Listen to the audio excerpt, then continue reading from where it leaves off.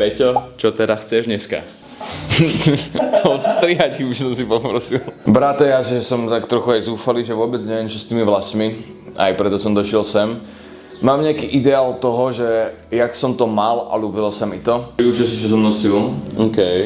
Ale potom som sa odfarbil a to som nebol moc spokojný a teraz konečne už mi to zlieza. Že by som rád to nastavil tak, aby mi to dorastlo do takých týchto, že to len trošku upravíme, refreshneme a bude to banger. Ja si nechám aj poradiť, akože verím ti s tým, že proste odídem spoko.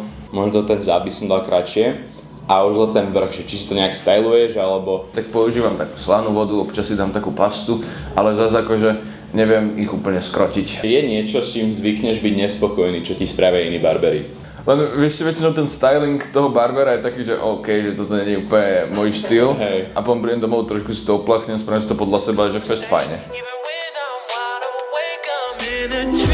You know you belong to me. You could bring your whole squad plus 3. You don't like to get told what to do, but you like it when I put you on a leash. Tak to nie. Dobre, to je super, je to, že to je stále také, ako som chcel, ale nie je tam toho milión vlasov, vieš, že proste mal som to také ťažké už. Zase som sympatiak.